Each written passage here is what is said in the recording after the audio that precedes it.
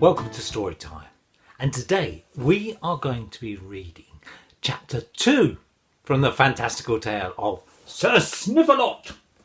So, if you're sitting comfortably, we'll begin. Far away, in that secluded land that time forgot, there was another kingdom, fiery and hot. This was the kingdom with the name of Saint Beau, on the opposite side to that of Saint Beau. This was the kingdom of the mountain, where smoke and fire rose like a fountain. This was the kingdom where folk were afraid of a monster that lived in a deep cave. This was the kingdom where the king was afraid of that monster that lived inside its big cave. A huge, craggy cave where the monster stayed and ate the red fire that the mountain gave.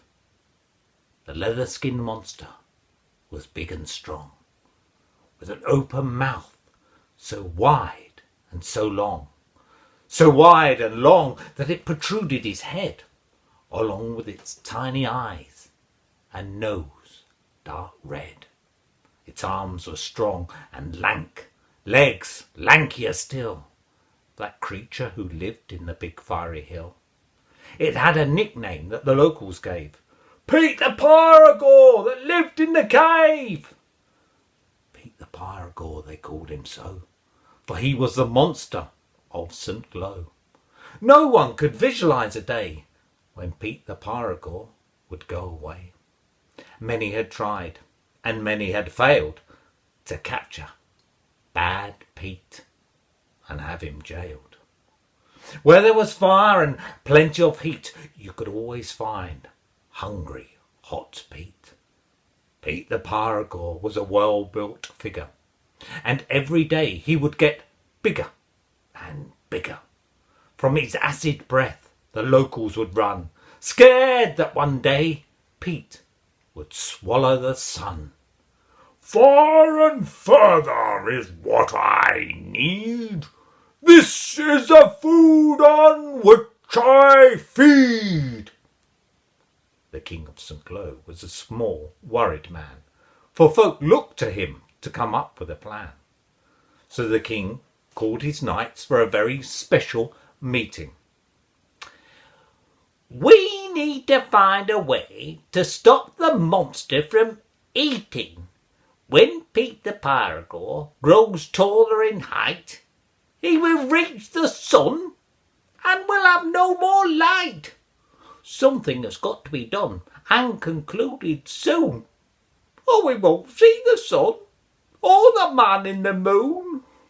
Speaking first, Blue Knight the Bold, who spoke with an awful cold. I take him down with 1, 2, 3 strikes of my sword.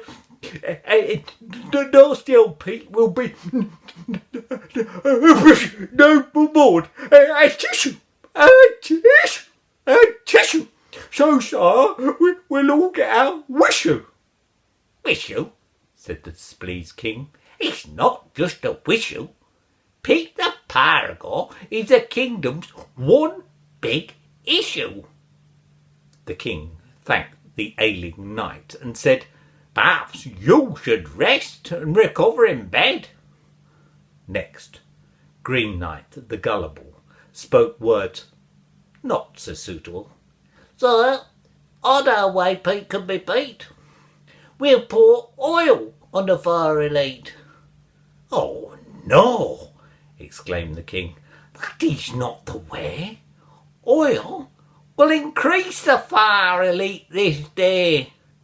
Oh, I'm sorry, sir, I wasn't thinking, replied the Green Knight, visibly shrinking. Thirdly, Red Knight the Raw, with a big solid jaw, said, I'll take him down with my superfast steed. We'll gallop around him at very high speed. Pete will get dizzy and fall to the ground. That is our chance to get him tied and bound. Good idea, said the king. But Pete, he's now so big, If he falls on you, you'll be firmly snapped like a twig." Oh, that wouldn't be good," said the knight. "Yes, I think you're so very right. Pete is now at an enormous height. That would signal the end of my plight."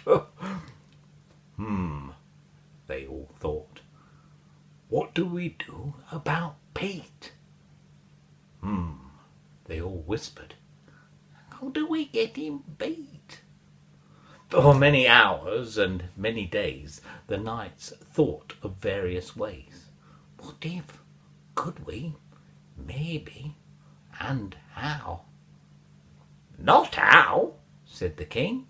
"Answers, now!"